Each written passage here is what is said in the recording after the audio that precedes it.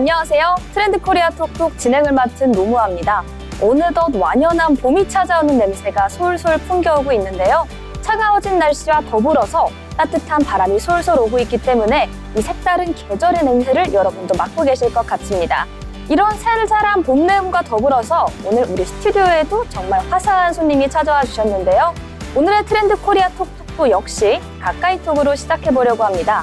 오늘의 가까이톡 주인공 가수 문초희와 함께합니다. 어서 오세요. 안녕하세요. 낙엽이 한입 두입 떨어지는 가을밤에. 네, 봄이 오는 소식과 함께 문초희 가수와 함께 오늘의 가까이톡 시작해보려고 하는데요. 먼저 시청자분들께 간단히 소개 부탁드리겠습니다. 네, 안녕하세요. 10시 50분으로 열심히 활동 중인 트롯 깨꼬리 문초희입니다. 반갑습니다. 안녕하세요. 타이틀곡 제목이 심상치 않아요. 10시 50분. 네, 어떤 맞습니다. 의미가 있는지 궁금한데 그 10시 50분이라는 곡을 자세히 알아보기 전에 먼저 가수 문초희에 대해서 알아보는 시간 가져보려고 합니다. 제가 프로필을 살짝 봤는데 정말 이력이 정말 화려하시더라고요. 네. 굉장히 다재다능하신 것 같은데 가수가 본업이신 걸까요? 네, 맞습니다. 트로트 가수가 본업인데요. 근데 이제 요새는 하나만 잘해가지고는 그쵸. 되는 세상이 아니잖아요. 그러다 보니까 뭐 리포터도 했었고요. 그리고 또 작사도 하고 있습니다. 제가 보니까 가수 겸 리포터 겸 작사 겸 심지어 라디오 진행까지 하고 계신다고 들었거든요. 진행은 네. 그렇게 이제 MC님처럼 잘하지는 않고요. 네. 그냥 했었습니다. 어쨌거나 이 N잡 시대에 정말 살아남기 많은 자질을 갖고 계신 것 같은 가수 문초희와 오늘 함께 해보도록 하겠습니다.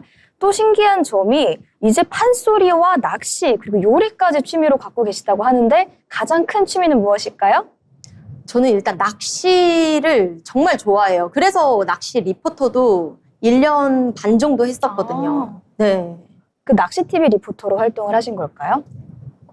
네. 어, 낚시 리포터를 1년 반 네. 했었죠. 배를 타고 네. 이제 직접 잡은 거를 회로 떠서 먹기도 하고. 네.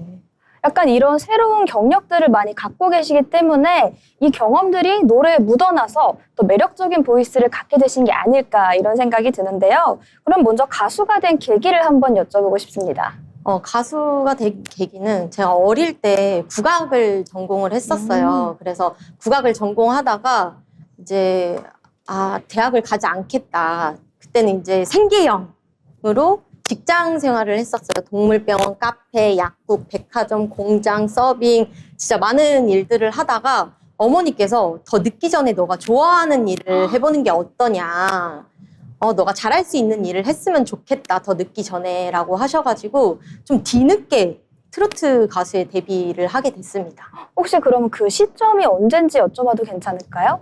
제가 이제 딱 30살 되던 시점이었어요. 그리고 그때가 막 코로나가 이제 터진 시점이어가지고 네, 그때 그렇게 그냥 진짜 갑자기 뭔가 저는 제가 가수를 데뷔해야겠다 이런 생각을 사실 평생 해본 적이 없거든요. 근데 그냥 진짜 그냥 갑자기 하게 됐어요.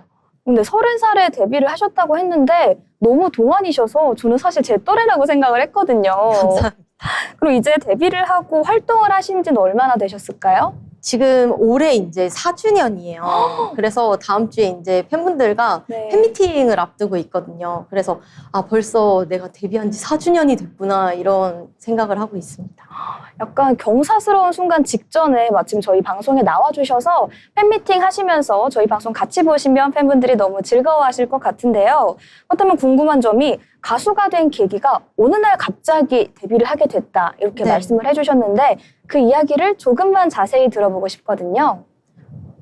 그냥 진짜 갑자기였어요. 엄마가 이제 해봤으면 네. 좋겠다라고 넌지시 말씀을 하셔서 그럼 가수를 어떻게 데뷔해야 되지 생각하다가 이제 도전 꿈의 무대라고 네, K 프로그램에 이제 모닝마당에 제가 나가게 되면서 지금의 회사 대표님을 또 만나게 됐어요. 그래가지고 대표님께서 같이 한번 일해보지 않겠느냐라고 하셔서 근데 저희 대표님이 사실 원래 가수셨거든요. 그래요? 가수 마아성이라고 오. 근데 이제 지금은 작곡가 겸 이제 제 문초이 매니저 네. 겸 이제 하고 계세요. 그래가지고 그냥 진짜 갑자기 시작하게 됐어요. 그러면 우연한 방송 출연 계기에서 그 아침마당으로 출연이 이어졌는데 거기서 대표님께서 재능을 알아보시고 이렇게 딱 데뷔를 시켜주신 그런 느낌일까요? 네, 맞습니다. 그래서 저는 원래 사실 근데 바로 데뷔할 생각은 없었는데 네. 그냥 진짜 여차저차 하다가 데뷔부터 하게 되면서 경험을 좀 쌓고 싶어가지고 대표님한테 저 좀 가요제를 나가고 싶습니다. 라고 얘기를 했어요. 그래서 현인가요제, 제가 제 18회 현인가요제에서 대상을 받게 됐습니다. 근데 가수 활동의 시작이 늦어졌다고 하셨는데 그런 거에 비해서 그 데뷔부터 가요제 수상까지 그 일련의 과정이 정말 착착 진행됐다 이런 느낌을 받는데요. 혹시 가수 활동을 하면서 어려웠던 점이나 힘드셨던 점은 따로 없으셨을까요? 사실 근데 매 순간 힘들기는 해요. 왜냐면 진짜 요새는 트로트 가수분들이 너무 그쵸. 많고 정말 너무 쏟아지고 있고 진짜 저희가 이렇게 방송을 하는 와중에도 어디선가는 또 트로트 가수분들이 데뷔를 하고 있어요. 그래서 정말 매 순간 사실 힘든 것 같아요. 근데 그냥 힘들다 이렇게 생각하면 너무 계속 힘들잖아요. 그쵸. 그래서 즐기면서 하자. 좀 뒤늦게 엄마가 좋아하는 일을 했으면 좋겠다라고 하셨으니까 좀 즐기면서 하려고 하고 있는 것 같아요. 뭐든지 즐기는 자가 인류다 이런 말이 있지 않습니까? 네. 왜 뒤늦은 데뷔였고 여러 가지 우여곡절도 있었겠지만 이 긍정적인 에너지와 기운으로 밝게 헤쳐나가고 계신 가수 문초희와 함께하고 있습니다. 그럼 궁금한 점이 가수의 데뷔가 늦었잖아요. 가수로서 이렇게 되고 싶다 하는 롤모델이 있으실까요? 저는 주현미 선배님처럼 되고 싶습니다. 제가 진짜 데뷔하기 전부터 주현미 선배님의 곡도 너무 많이 들었었고 그래서 숨겨진 곡을 진짜 오히려 많은 분들은 히트곡 위주로 들으시잖아요. 근데 저는 진짜 숨겨진 명곡을 찾아 들을 정도로 주현미 선배님을 존경하는데요. 그래서 제가 또 리메이크를 주현미 선배님 곡으로 했어요. 네. 재회라는 곡인데요. 이 곡이 35년 전에 잠깐만이라는 곡과 주현미 선배님이 발매를 하셨던 곡인데 이 노래가 너무 좋은 거예요. 그래서 대표님한테 저 진짜 이 노래 너무 하고 싶다. 네, 하고 싶다. 너무 이렇게 좀 많은 분들이 더 이렇게 좋은 노래가 있다라는 거를 알아줬으면 좋겠다라고 해가지고 대표님이 이제 작곡가 선생님들께 네. 직접 전화를 하셨어요. 어머. 그래가지고 이 노래 선생님 혹시 해도 되겠습니까? 했더니 선생님들이 또 선뜻 문초희 노래 잘하잖아. 해. 맘대로 해. 이렇게 하셔가지고 또 재회를 리메이크하게 됐습니다. 그런 대선배님들께서 리메이크를 허락하실 정도면 어느 정도 실력을 인정받은 거다 이런 느낌이 드는데요. 이쯤에서 우리 문초희 가수의 노래를 한 소절만 들어보고 싶습니다. 어떤 노래 준비하셨을까요? 제가 10시 50분으로 활동을 하고 있는데요. 이 곡이 이제 막차 시간을 뜻하는 곡이에요. 그래서 사랑하는 사람이 떠나버린 거예요. 그래서 호남선을 탔을까 경부선을 탔을까 하는 그런 가사말의 곡인데 한번 짧게 그럼 불러볼까요? 네, 부탁드리겠습니다. 호남선을 탈까요? 경부선을 탈까요? 저 열차에 내가 찾는 내 님이 있을까? 목포행 10시 50분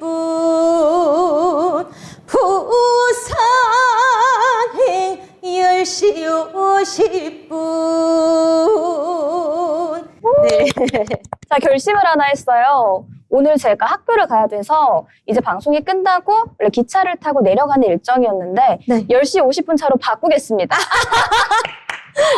괜히 선배님들께서 리메이크를 허락하신 게 아닌 것 같고 대표님께서 방송을 보고 딱 캐스팅을 하신 이유가 바로 이 호소력 짙은 목소리에 있는 것 같다 이런 생각이 드는데요.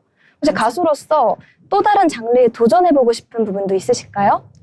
또 다른 장르에 만약에 도전을 한다면 근데 사실 제가 지금 이제 작사를 하고 있잖아요. 그래서 제가 송가인 선배님의 지나간다고 그리고 이수연 양의 놀아보세 그리고 하이량 언니의 하이텐션이라는 곡을 지금까지 작사를 했는데요. 앞으로 더 많은 좀 작사를 하고 좀 기회가 된다면 작곡까지도 해보고 싶은 생각이 있습니다. 완전한 싱어송라이터의 길을 걸으시겠네요, 조만간. 그렇게 되고 싶습니다. 응원하겠습니다. 트롯계 싱어송라이터. 네, 트롯계의 싱어송라이터, 트롯계의 꾀꼬리 문초희 가수와 함께하고 있는데요. 방금 이제 송가인 씨의 지나간다고를 작사하셨다고 얘기를 해주셨잖아요. 네. 작사가로 데뷔하게 된 계기도 한번 들어보고 싶습니다.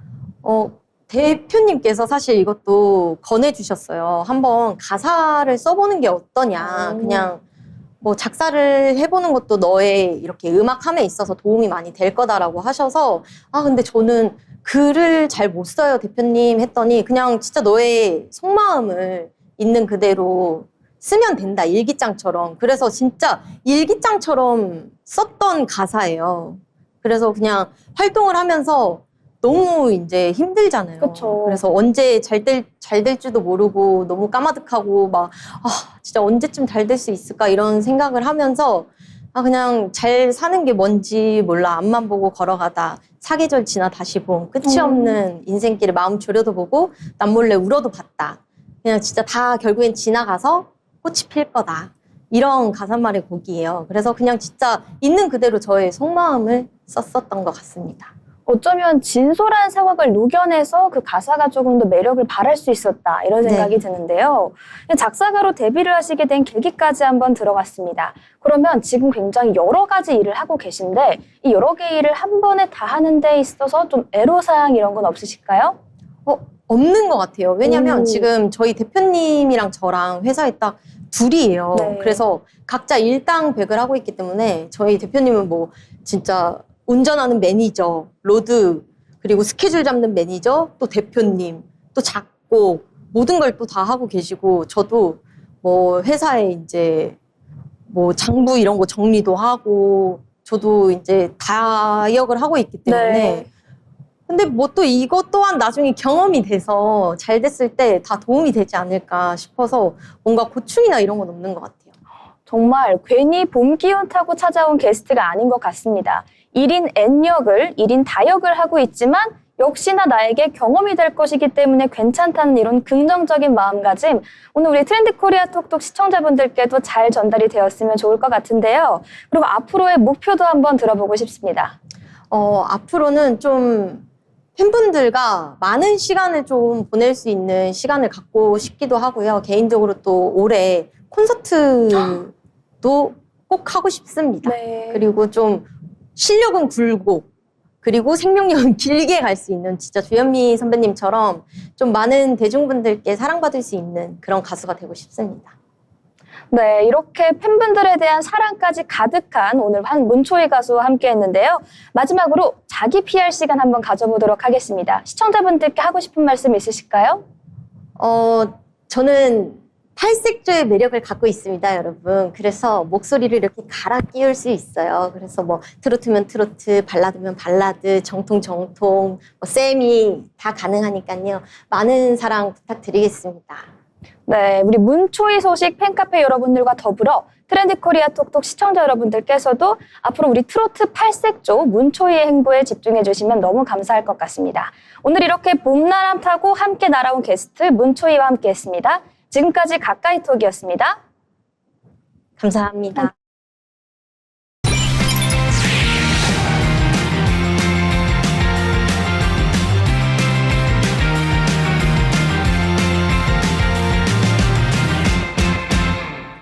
이번 시간은 한 주간의 경제 이슈를 알기 쉽게 정리해드리는 편지혜 기자의 경제톡톡 시간입니다. 오늘도 편지혜 기자와 함께합니다. 어서 오세요. 네, 안녕하세요. 네, 오늘도 굉장히 다양한 소식들이 준비가 되어 있는데요. 먼저 노동 정책과 관련된 이슈부터 짚어보도록 하겠습니다. 최근 시행된 노란봉투법, 이 법을 둘러쓰고 굉장히 큰 논란이 심화되고 있는데요. 시행 직후에서부터 벌써 산업 현장에서 변화가 일어나고 있다고 합니다. 네, 개정된 노동조합법, 이른바 노란봉투법이 지난 10일 시행됐는데요. 시행 이틀 만에 하청노조 453곳, 조합원 9만 8천 명이 원청기업 248곳을 상대로 교섭 요구를 한 것으로 집계됐습니다. 네, 아무래도 법이 시행된 직후부터 이 현장에서 관련된 움직임이 나타난 것으로 보이는데요. 네, 첫날인 10일에는 하청노조 407곳이 원청사업장 221곳에 교섭을 요구했고 이튿날인 46개 노조가 추가로 교섭 요구에 나섰습니다.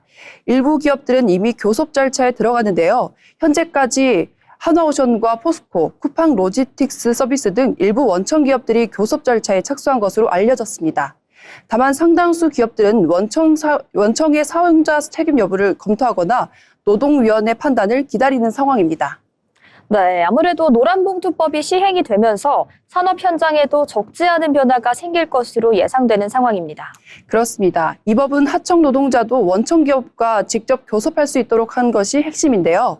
노동계는 하청 노동자의 권익 보호와 책임 있는 원청 경영을 기대하고 있지만 산업계에서는 노사 갈등 확대나 기업 부담 증가 가능성을 우려하는 목소리도 나오고 있습니다.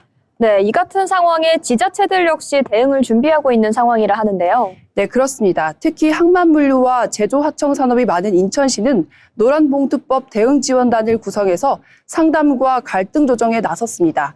법 시행 이후 산업 현장의 변화를 관리하기 위한 선제적 대응이라는 평가도 나오고 있습니다. 네, 아무래도 큰 변화를 일으킬 만한 중요한 법이다 보니 이 같은 선제적인 대응이 나와주고 있는 상황인 것 같습니다. 네, 그렇습니다. 노동권 보호라는 취지와 함께 기업 경영 환경에 미칠 영향까지 앞으로 산업 현장의 변화가 중요한 관전 포인트가 될 것으로 보입니다. 네, 이렇게 노동보호법, 노란봉투법과 관련된 이슈를 살펴봤는데요. 다음 소식은 산업 스파이와 관련된 이슈 짚어보도록 하겠습니다. 이제 산업의 경쟁력과 직결되는 기술의 유출 문제인데 요즘 반도체나 배터리 같은 첨단 기술의 유출 사건들이 굉장히 크게 불거지고 있었는데요. 관련된 법이 또 한 번 크게 바뀌었다고 합니다. 네, 그동안 간첩죄는 북한을 위한 행위에만 적용이 됐었는데요. 앞으로는 외국이나 외국 기업의 국가 핵심 기술을 빼돌린 경우에도 간첩죄를 적용할 수 있게 됐습니다. 개정된 형법이 10일 공포가 됐고 이 조항은 6개월 뒤인 오는 9월부터 시행이 됩니다. 네, 그동안 이 기술 유출 사건에 대한 처벌이 너무 약하다 이런 지적이 있었죠. 네, 맞습니다. 그동안 이런 사건은 산업기술보호법이나 부정경제방지법으로 처벌이 됐었는데요. 법조계에서는 처벌이 약하다는 지적이 꾸준히 제기돼 왔습니다. 대검찰청 자료를 보면 2015년부터 2024년까지 기술 유출 사건이 200건 넘게 기소가 됐었는데 이 가운데 절반 가까이가 집행유예였고 4건 중 1건 정도는 무죄 판결이 나왔었습니다. 징역형이 나오더라도 대부분 1년 남짓 수준에 그쳤다고 합니다. 아무래도 그래서 처벌을 더 강화한 게 아닌가 이런 생각이 듭니다. 네, 그렇습니다. 이번 법 개정으로 국가 핵심 기술을 해외로 빼돌릴 경우 최소 3년 이상, 최대 징역 30년까지 처벌이 가능해졌습니다. 예를 들어 반도체나 디스플레이 같은 첨단 산업 기술을 해외로 넘긴 경우에도 간첩죄 적용이 가능해지는 겁니다. 다만 이 같은 법의 해석을 두고 논쟁이 있을 수도 있을 것 같은데요. 네, 그렇습니다. 외국 기업이라는 단어를 외국 또는 이에 준하는 단체로 볼 수 있는지 또 기업 기술이 국가 기밀에 해당하는지에 대해서는 앞으로 법적 해석이 필요하다는 지적도 나오고 있습니다. 네, 기술 경쟁이 치열한 만큼 이러한 상황도 지속적으로 지켜봐야 될 필요가 있을 것 같습니다. 네, 그렇습니다. 반도체와 배터리 같은 첨단 산업이 국가 경쟁력과 직결되는 만큼 기술 유출을 막기 위한 법적 장치가 실제로 얼마나 효과를 낼지도 살펴봐야겠습니다. 네, 이번에는 사회의 변화와 관련된 이야기입니다. 최근 젊은 세대의 가족 형태에도 큰 변화가 일어나고 있다 하는데요. 부모와 함께 사는 성인 자녀가 증가하면서 캥거루족이라는 단어 등장했습니다. 최근에는 전업자녀라는 새로운 표현도 등장했다고 합니다. 네, 그렇습니다. 전업자녀라는 표현은 최근 중국에서 먼저 등장한 표현입니다. 말 그대로 직장을 다니는 대신 부모와 함께 살면서 가사나 부모 돌봄을 맡는 자녀를 의미하는데요. 취업 대신 가족을 돌보는 일종의 가족 내 역할 분담을 맡는 형태라고 볼 수 있습니다. 아, 이게 캥거루족과는 조금 다른 개념이네요. 네, 맞습니다. 먼저 캥거루족은 경제적인 이유로 독립하지 못하고 부모와 함께 사는 성인 자녀를 말합니다. 높은 집값과 생활비 부담 때문에 독립 대신 부모 집에 머무르는 경우가 많은데요. 반면 전업자녀는 단순히 부모에게 경제적으로 의존하는 것이 아니라 가사나 부모 돌봄 같은 역할을 맡는 형태라는 점에서 차이가 있습니다. 그렇다면 이 같은 현상이 나타나는 배경은 무엇일까요? 가장 큰 이유는 경제적 부담이었습니다. 중국에서는 2023년 청년 실업률이 21%를 넘어서면서 취업 대신 부모와 함께 생활하는 현상이 나타났고 이 과정에서 전업 자녀라는 표현이 등장했습니다. 한국에서도 비슷한 흐름이 나타나고 있었습니다. OECD가 2023년 발표한 자료를 보면 한국의 경우 20세에서 34세 청년의 절반 이상, 약 52%가 부모와 함께 살고 있는 것으로 나타났습니다. 결국 경제 상황이 가족의 구조에도 영향을 주고 있는 것으로 보입니다. 그렇습니다. 과거에는 결혼과 함께 독립하는 핵가족 중심 구조가 일반적이었다면 최근에는 높은 집값과 취업 불안, 그리고 고령화 영향까지 겹치면서 다시 가족이 함께 사는 형태가 늘어나는 변화가 나타나고 있습니다. 이 때문에 캥거루족이나 전업 자녀 현상은 단순한 개인 선택이 아니라 경제 구조 변화가 만들어낸 새로운 가족의 모습이라는 분석도 나오고 있습니다. 네, 이렇게 캥거루족과 관련된 가족 구조의 변화 이슈까지 짚어봤는데요. 다음은 온라인에서 큰 화제가 되고 있는 이야기입니다. 최근에 복권 당첨 기록을 둘러싸고 온라인에서 논란이 이어졌는데요. 한 사람이 수백 번이나 복권에 당첨된 것이 아니냐, 이런 논란이 제기됐다고 합니다. 네, 최근 인터넷 커뮤니티에서는 그 전자복권 당첨 기록을 분석했다는 글이 올라오면서 관심을 끌어모았습니다. 게시글에는 알파벳 소문자 JUN과 숫자를 조합한 유사한 아이디가 계속해서 올라왔었던 건데요. 2018년부터 올해 1월까지 여러 차례 당첨 기록에 등장했다는 내용이 담겼습니다. 네, 당첨 횟수가 상당히 많다는 분석이 아무래도 이어지고 있는데요. 네, 해당 글에는 약 5년 동안 390회 이상 당첨된 것으로 보인다는 주장이 제기됐습니다. 당첨금 규모도 적게는 10만 원 정도의 소액부터 많게는 5억 원 수준까지 포함된 것으로 분석됐습니다. 네, 아무래도 이 같은 상황 때문에 온라인에서 여러 가지 분석이 이어지고 있는 것 같습니다. 네, 맞습니다. 일부에서는 특정 아이디가 반복적으로 등장하는 것처럼 보인다는 점을 들어 복권 시스템에 대한 의문을 제기하기도 했습니다. 다만 복권 운영사인 동행복권 측은 당첨자 보호를 위해 아이디를 축약해 표기하고 있다는 점을 설명했습니다. 즉 서로 다른 당첨자라도 공개되는 아이디 일부가 비슷하게 표기될 수 있다는 입장입니다. 그렇다면 이 대행사 입장을 들었을 때는 단순히 그렇게 보였을 뿐이다, 이렇게도 해석할 수가 있을 것 같은데요. 네, 그럴 가능성도 있습니다. 또 복권은 기본적으로 확률에 따라 당첨이 결정되는 구조이기 때문에 소액 당첨이 여러 번 발생할 수 있습니다. 다만 온라인에서는 여전히 확률적으로는 가능한 일이지만 그 가능한 일이냐는 의문이 제기되는 등 논란이 이어지고 있는 상황입니다. 네, 이 같은 논란이 이어질 수밖에 없는 상황이다, 이런 생각이 드는데 사실 이게 처음은 아니죠. 그렇습니다. 과거에도 특정 판매점에서 당첨자가 여러 번 나오거나 당첨 패턴이 특정 지역에 집중되는 것처럼 보인다는 이유로 복권 시스템을 둘러싼 논란이 제기된 사례들이 있었습니다. 이 때문에 복권은 확률 게임이지만 당첨 기록이 예상 밖의 패턴을 보일 때마다 투명성과 신뢰성에 대한 논쟁이 반복되는 모습입니다. 네, 이 복권이 대한민국 국민들의 소확행이다, 이런 얘기도 있는 만큼 조금 더 투명하고 공정한 시스템이 필요할 것으로 보입니다. 지금까지 편지혜 기자와 함께한 경제톡톡이었습니다.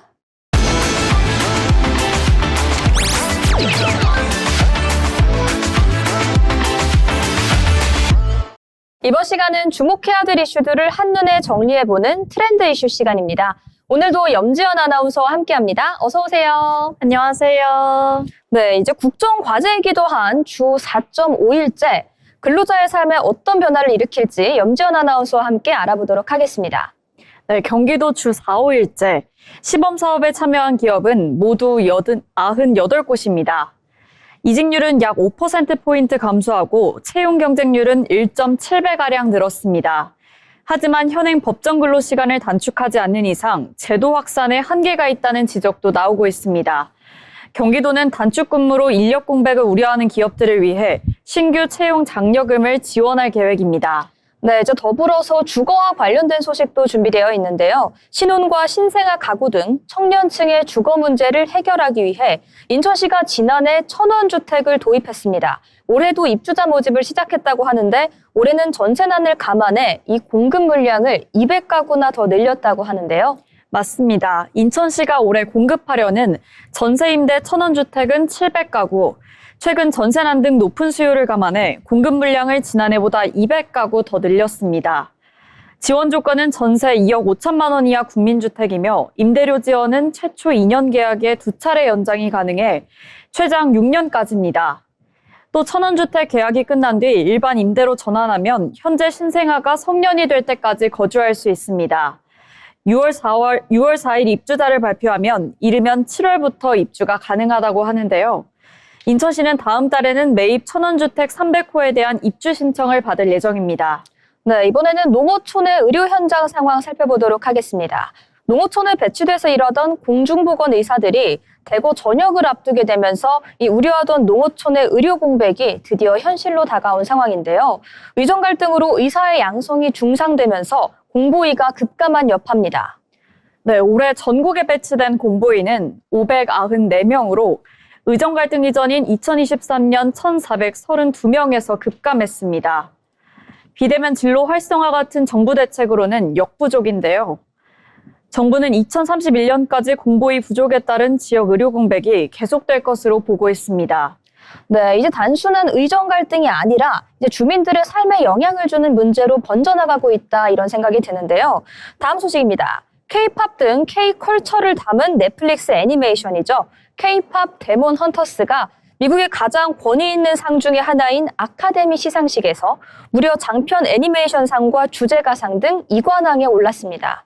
K-팝 장르의 노래가 아카데미에서 주제가상을 받은 것은 이번이 처음이라고 하는데요. 이제 K-팝을 비롯한 K-컬처, 세계의 주류 문화에 우뚝 섰다 이런 평가를 내려볼 수 있을 것 같습니다. 네, 캐데어는 장편 애니메이션상에 이어 주제가상까지 2관왕에 올랐습니다. 연출자인 매기강 감독은 오스카 트로피의 영광을 한국과 한국인에게 돌렸고 오랜 꿈을 실현한 이제는 전 세계인들이 K-팝 노래를 따라 부르고 있다고 감격을 표했습니다. 캐데언에 나왔던 한식과 한국의 전통 문화 등에 관심이 커진 것도 K-컬처 저변을 넓히는 데 큰 도움이 될 거라는 평가입니다. 남산타워를 찾는 외국인 관광객이 늘고 캐데언 캐릭터를 닮은 뮤즈가 팔리는 등 캐데언의 파급 효과는 여전히 진행 중입니다. 네, 그야말로 주모를 찾게 되는 정말 기분 좋은 소식인 것 같은데 지연 아나운서가 제가 개인적으로 부르는 별명이 있습니다. MG연 이렇게 얘기할 만큼 요즘 젊은 세대의 문화나 밈 같은 거에 해박하다고 들었는데요. 이제 다음 K-팝 데몬 헌터스가 될 만한 분야를 한번 점쳐볼 수 있을까요? 조금 어려운 질문인 것 같은데요. 지금 계속 K-팝 노래가 흥행하면서 전 세계로 퍼져나가고 있잖아요. 이제는 K-팝 애니메이션까지 또 캐데언에 이어서 퍼져나가고 있었는데, 다음은 왠지 K-팝 한국 영화가 되지 않을까 싶은 생각이 듭니다. 네, 이미 기생충으로 한번 그 정점을 찍은 적이 있기 때문에 K-무비가 다시 한번 주류에 오르는 상황 다시 한번 기대해봐도 좋을 것 같습니다. 이렇게 긍정적인 효과도 있지만 이번에는 우리 사회의 어두운 단면을 짚어봐야 될 차례인 것 같은데요. 홀로 사는 사람이 아무도 모르게 숨지는 흔히 말하는 고독사, 날이면 날마다 늘어가고 있는 상황입니다. 고독사를 막기 위해서는 위험군을 미리 파악하는 게 가장 중요하다고 하는데요. 네, 맞습니다. 정부가 20여 가지의 위기 징후를 분석해 선제 대응을 준비하고 있습니다. 고독사 예방법이 시행된 2021년 이후에도 계속 증가세를 보이고 있습니다. 이에 정부가 고독사 위험군을 선제적으로 찾아내 관리하기로 했는데요. 여러 기관이 각자 관리하던 정보를 한데 묶어 활용하기로 했는데 전기와 가스, 수도요급 체납 여부, 평소 앓고 있는 질환 등 신상 변동을 유추할 수 있는 위기정보 27가지를 종합해 위험군을 찾을 계획입니다. 현장에선 취지에 공감한다면서도 업무 분담을 우려하는 목소리가 나오고 있습니다. 계량기를 공동 사용해 위기 징후를 포착하기 어려운 쪽방이나 고시원 등 사각지대에 대한 보완책도 필요해 보입니다. 네, 이제 저출산 고령화 사회의 문제가 심각해지면서 홀로 살고 있는 노인 가구가 증가하는 추세인데 이 노인 가구의 고독사 문제까지 다시 한번 짚어봤습니다. 다음으로 우리 국민의 사망 원인에 대해서 짚어보려고 하는데요. 여전한 1위는 암이라고 합니다. 근데 무엇보다 빨리 발견해야 그 생존율을 높일 수가 있는데 정부가 폐암의 검진 연령을 낮추고 대장암에 대해서는 1차 검진 때부터 내시경 검사를 받도록 국가암검진의 대상을 대폭 확대하기로 했다는 소식입니다. 네, 대장암은 6대 암 중에서도 수검률이 40%로 가장 낮습니다. 대변 검사에서 이상이 있다면 추가로 내시경 검사를 통해 암 진단을 하게 되는데 체변을 해가는 번거로움 때문에 검사 자체를 피하는 경우가 많았기 때문입니다. 이에 따라 정부는 2028년부터는 1차 검사 때부터 내시경 검사를 시작하고 검사 대상도 현재 50세에서 45세 이상으로 낮추는 방향을 추진하기로 했습니다. 사망률이 가장 높은 폐암도 50세부터 검진을 시작하는 미국, 독일 수준으로 검진 대상을 넓히기로 했습니다. 또 정부는 환자들이 사는 곳에서 치료와 돌봄을 받을 수 있도록 지역 암센터를 권역 암센터로 바꾸고 지원을 강화하겠다고 밝혔습니다. 네, 고독사 문제도 그렇고 암 건강검진 문제도 그렇고 미리 원인을 찾아서 예방하고 그 검진 대상을 확대하는 방향으로 문제를 좀 채워보겠다, 이런 정부의 방향성이 느껴지는데요.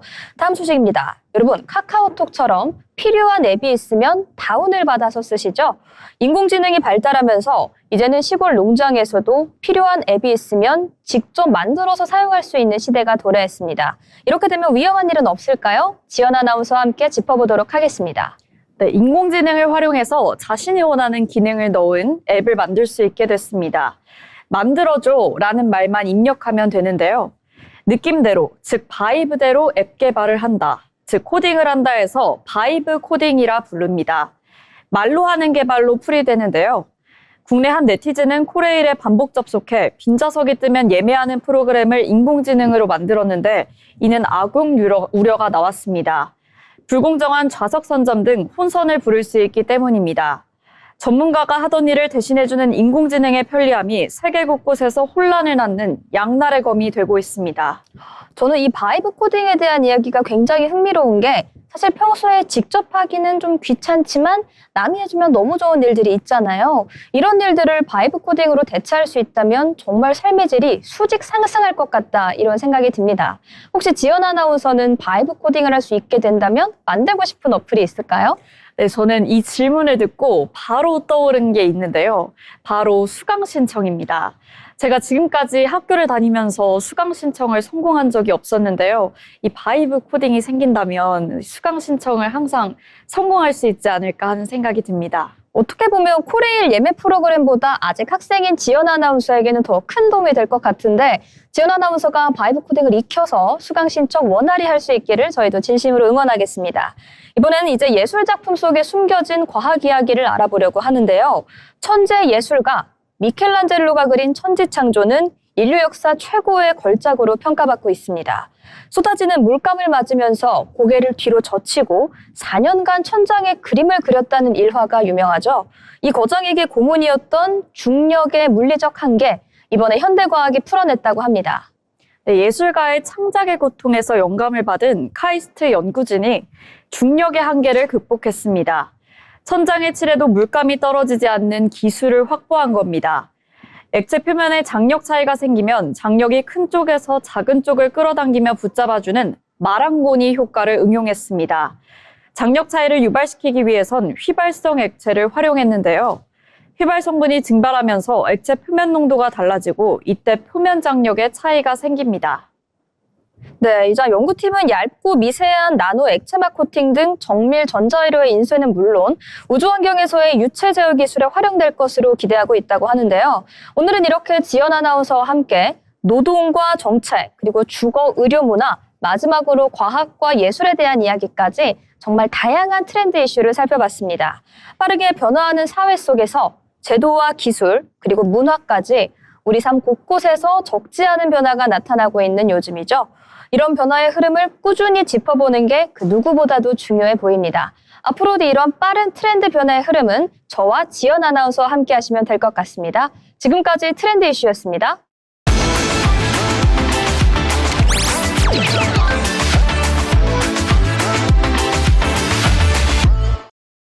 경제 흐름을 통해 우리의 일터를 들여다보는 시간, 경제로 보는 일터입니다. 전기가 병목이다. 요즘 산업 현장에서 자주 들리는 말인데요. AI 산업과 데이터 센터, 전기차 생산, 반도체 공장처럼 전력을 많이 사용하는 산업이 빠르게 성장하며 전기 수요도 크게 늘고 있습니다. 이제는 전기를 많이 만드는 만큼 전기를 안정적으로 보내는 인프라가 중요해지고 있는데요. 그래서 최근엔 발전소 건설보다 전기를 보내는 길, 즉 전력망 투자에 대한 관심도 커지고 있습니다. 오늘은 전력망, 송전선과 변전소 같은 전기 인프라가 왜 주목받는지, 그리고 이 흐름이 우리의 일터를 어떻게 바꾸는지 살펴보겠습니다. 전력망이 주목받는 이유는 비교적 단순합니다. 전기 수요가 많아지는 속도를 전력 인프라가 따라가지 못하면 공장 가동이나 데이터 센터 운영처럼 산업 현장 자체가 영향을 받기 때문인데요. 예를 들어 대규모 데이터 센터를 지어도 전력을 안정적으로 공급할 송전망과 변전 설비가 부족하면 실제 운영이 어려워질 수 있습니다. 그래서 시장의 관심도 발전소를 더 짓는 것보다 전기가 지나갈 길을 더 확보하는 쪽으로 이동하고 있는데요. 이때 핵심은 송전, 변전, 배전으로 이어지는 전력망 구조입니다. 전력망 산업은 크게 두 가지 특징을 갖고 있는데요. 첫 번째는 연계 구조입니다. 단계가 하나로 이어져 설계부터 시공, 시험 운영, 유지 보수까지 전 과정이 길고 복잡하며 또 안전과 품질 기준도 매우 엄격한데요. 이 때문에 실제로 전력 설비 사업은 수년에 걸쳐 진행되는 경우가 많습니다. 두 번째는 협력 구조입니다. 전력기기, 전선과 케이블, 제어 시스템, 그리고 시공과 유지 보수까지 여러 기업이 분업 구조로 참여하게 되는데요. 즉, 하나의 전력망이 완성되기까지 다양한 기업의 기술과 생산 역량이 함께 작동하는 구조입니다. 이러한 구조가 일터에 만드는 첫 번째 변화는 현장 전문성의 재평가입니다. 전력망은 작은 실수도 큰 사고로 이어질 수 있기 때문에 안전과 품질 관리의 비중이 매우 큰데요. 그래서 전기, 설비, 안전 분야에선 자격과 경험을 갖춘 인력의 중요성이 더 커져 현장에선 결국 경험과 숙련도가 안전과 생산성을 가르는 핵심 요소로 다시 평가받고 있습니다. 두 번째 변화는 협업과 조율, 그리고 공정관리 역량의 중요성입니다. 전력망 사업은 여러 기업이 동시에 참여하는 구조이기 때문에 한 단계 일정이 지연되면 전체 공정과 품질에도 영향을 줄 수 있는데요. 일정과 공정을 체계적으로 관리하는 업무 방식도 중요해 현장에서는 기술뿐 아니라 협력 조율과 관리 역량도 점점 더 중요한 능력으로 떠오르고 있습니다. 정리해보면 전력망 투자는 단순한 인프라 확장을 넘어 산업 현장에 일하는 방식과 인력 구조에 큰 변화를 주고 있습니다. 지금까지 경제로 보는 일터였습니다.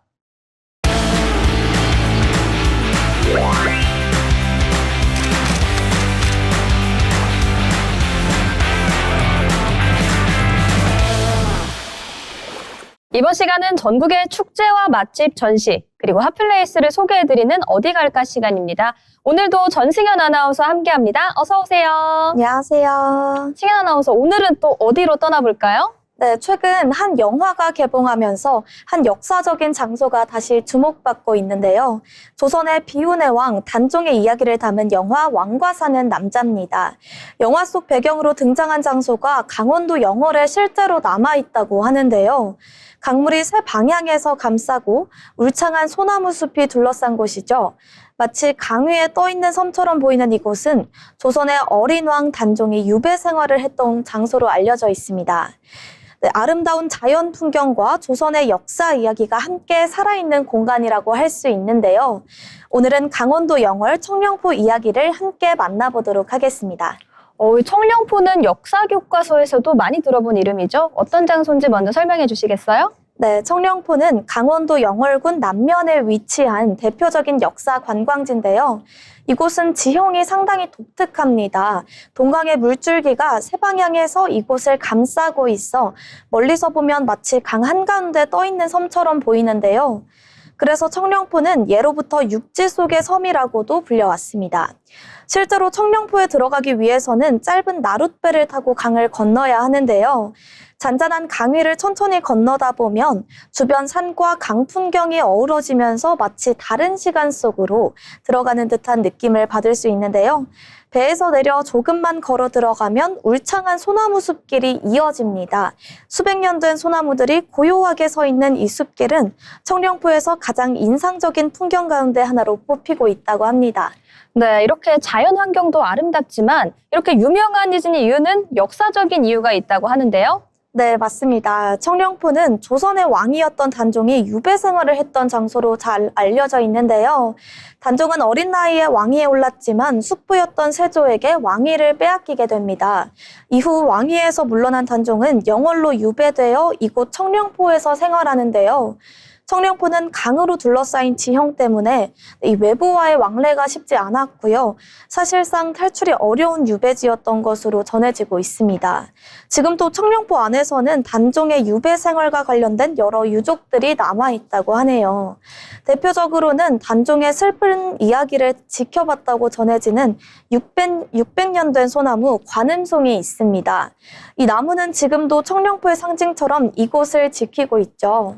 네, 그리고 아무래도 최근에는 영화가 개봉을 하면서 이곳을 찾고 있는 관광객도 늘고 있다고 합니다. 네, 그렇습니다. 최근 개봉한 영화 왕가 사는 남자가 단종의 삶을 모티브로 제작되면서 청령포 역시 영화 배경지로 다시 관심을 받고 있는데요. 영화를 본 뒤 실제 단종의 유배지였던 청령포를 직접 방문하려는 관광객들이 점점 늘어나고 있는 모습이 보이는데요. 특히 청령포의 소나무 숲길과 종강 풍경은 영화 속의 장면을 떠올리게 하는 인상적인 공간으로 꼽히고 있는데요. 네, 이렇게 역사적인 의미가 깊은 곳이다 보니까 영월에서는 단종을 기리는 축제도 열린다고요? 네, 맞습니다. 영월에서는 매년 봄이면 단종을 기리는 대표적인 역사 문화 축제죠. 단종 문화제가 열립니다. 이 축제는 단종의 삶과 역사적인 의미를 기리기 위해 1960년대부터 이어져 온 영월 지역의 대표 행사인데요. 보통 매년 4월 말에 청령포와 단종의 능이 있는 장릉 일대에서 다양한 프로그램이 진행됩니다. 축제에서는 단종의 장례 행렬을 재현한 국장 행렬 재현 행사가 열리고요. 왕의 행차 퍼레이드와 전통 공연도 이어집니다. 또 조선시대 복식을 입어보는 체험과 전통놀이 프로그램 등 관광객들이 직접 참여할 수 있는 체험 행사도 마련되고요. 그래서 단종 문화제는 단순한 지역 축제를 넘어 조선의 역사 이야기를 직접 체험할 수 있는 역사 문화 축제로 평가받고 있습니다. 네, 그렇다면 청령포를 찾았을 때의 여행 팁도 궁금한데요. 청령포는 천천히 걸으면서 풍경을 감상하는 것이 가장 좋은 여행 방법인데요. 숲길을 따라 산책로가 조성되어 있어 가볍게 걷기 좋은 코스로 구성되어 있습니다. 특히 봄과 가을에는 소나무 숲과 동강 풍경이 어우러지면서 청령포의 분위기를 더욱 깊게 느낄 수 있는데요. 또 배를 타고 강을 건너 들어가는 과정 자체가 청령포 여행지의 또 다른 즐거움으로 꼽히고 있습니다. 네, 그렇다면 마지막으로 영월 청령포 여행을 한 줄로 정리한다면 어떻게 될까요? 네, 강과 숲이 어우러진 자연 속에서 조선의 역사 이야기를 함께 만날 수 있는 곳, 그리고 봄이면 단종의 이야기를 기리는 문화축제까지 함께 즐길 수 있고요. 강원도 영월 청령포에서 역사와 자연이 어우러진 특별한 여행을 한번 경험해 보시는 건 어떨까요? 네, 지금은 이렇게 정승현 아나운서와 함께 강원도 영월로 한번 떠나봤는데요. 지금까지 오늘의 어디 갈까였습니다.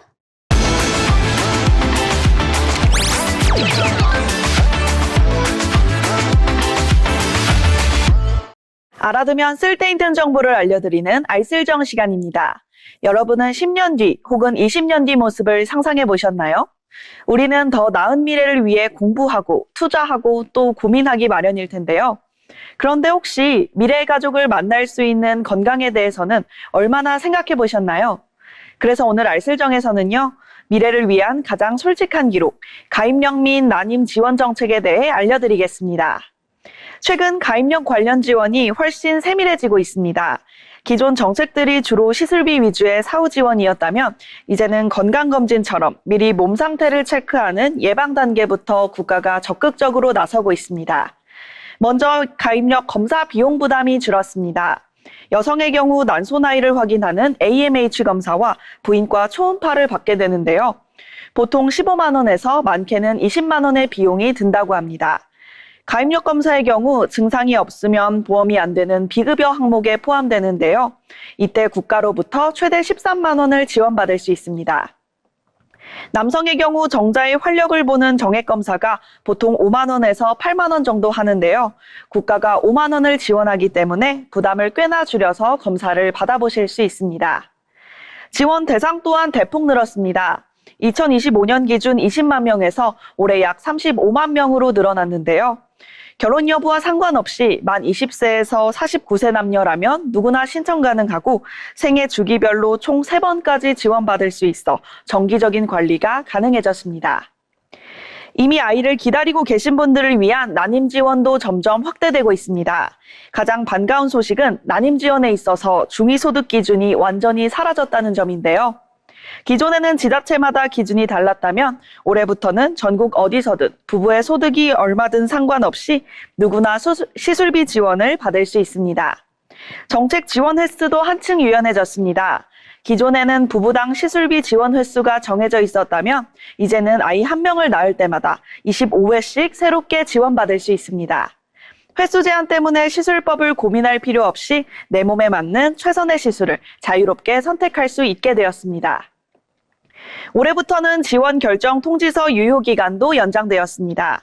기존에는 난임 시술 지원을 결정한 후 3개월 이내에 시술을 시도해야 하는 불편함이 있었는데요. 이를 해소하기 위해 지원 결정 통지서 유효 기간이 3개월에서 6개월로 늘어났습니다.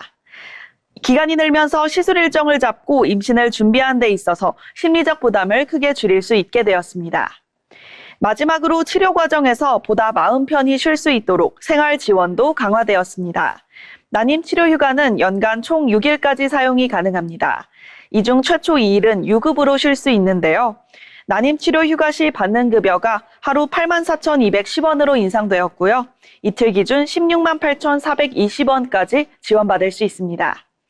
가입력 및 난임 지원 정책에 대한 더 자세한 내용 및 우리 동네 지정병원 리스트는 온라인 이보건소 홈페이지나 각 지역 보건소 누리집에서 바로 확인하실 수 있습니다. 관심 있으신 분들은 참고하시길 바랍니다. 흔히 가입력 검사라고 하면 난 당장 아이 낳을 계획 없는데 라고 생각하기 쉽습니다. 하지만 이제 가입력 검사는 더 이상 당장의 임신이 아니라 미래의 선택권을 지키는 일로 그 의미가 바뀌고 있습니다. 오늘 알려드린 정책은 우리가 당장 부모가 되라고 강요하는 것이 아닙니다. 대신 여러분이 언젠간 맞이할지도 모를 그 순간을 위해 나에게 주어진 선택권을 미리 저축해두라고 말하고 있습니다. 예방검사부터 시술비 지원까지 오늘 공유해드린 이 모든 정보가 여러분의 미래를 더 주도적으로 만드는 유용한 보탬이 됐으면 좋겠습니다. 지금까지 알쓸정이었습니다.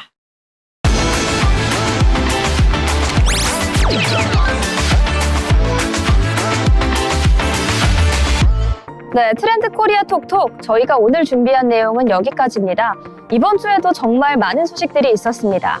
정치, 경제, 그리고 과학기술 이슈부터 강원도 영월에 관련된 즐거운 소식까지 저희 트렌드 코리아 톡톡은 언제나 여러분이 한 주를 잘 마무리하고 그 다음 주를 살아갈 수 있는 원동력을 얻으실 수 있도록 다양한 소식들을 준비하고 있으니까요. 계속해서 저희와 함께 하시면서 다음 주를 살아갈 원동력 얻어가시면 좋을 것 같습니다. 저희가 오늘 준비한 내용은 여기까지입니다. 시청해주신 여러분 고맙습니다.